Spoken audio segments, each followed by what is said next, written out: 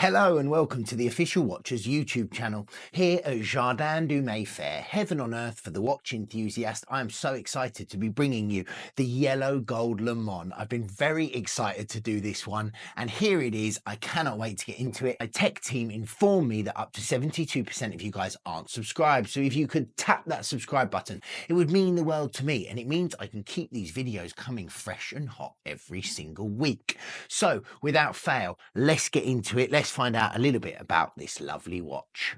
So this is the Rolex Daytona Le Mans. It's the 126528 LN in yellow gold and it is an off-catalogue piece. A couple of years ago and nowhere near Watches and Wonders, Rolex produced from its pocket of surprises a brand new Rolex Cosmograph Daytona. It was a special edition to celebrate 100 years of the Le Mans 24-hour race.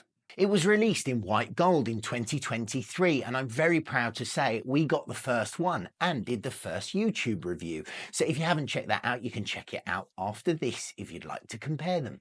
It was discontinued in 2024 and its new iteration was presented here in yellow gold with the reference 126528 LN, which makes it clear that these are very short production run and special editions.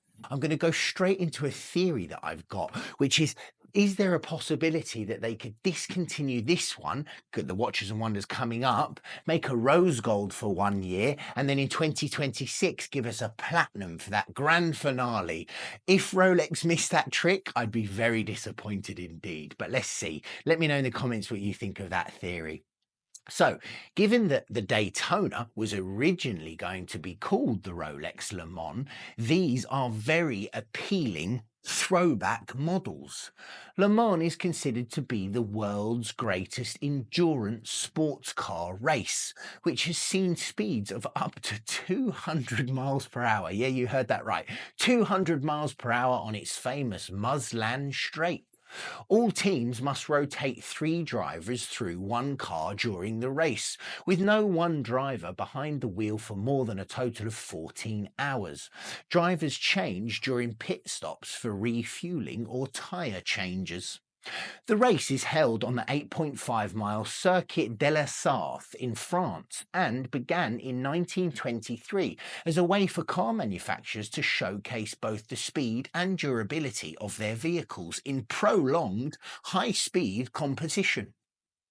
The only breaks in the 100 years of Le Mans was a 10-year gap during World War II and in 1936 when the race didn't take place because France was on strike. Rolex has been a sponsor since 2001 and the winners of the race receive a Daytona each as well as the trophy. The Le Mans was released during the centenary race in 23 and predictably set a small fire in the loins of many collectors, most noticeably due to the dial configuration and the reappearance of the Newman style square subdial markers, which haven't been on a new Daytona since 1987. An interesting side note, Paul Newman entered and came second in the 1979 Le Mans race, which may link, of course this is pure speculation on my part, to the markers associated with his 6239 Daytona, which made an appearance on Rolex Homage, and Newman's Daytona was a gift from his wife Joanne and inscribed with "Drive carefully, me." Wise words if he was racing in it.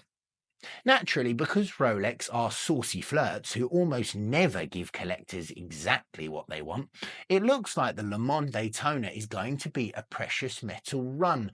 We've seen white gold. This current model is presented in yellow gold. It may end there or it may not, if you could go with my theory of getting the rose or the platinum, which I would love.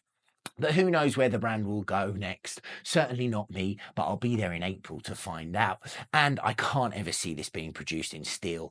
I very much doubt that they'll do this one in steel.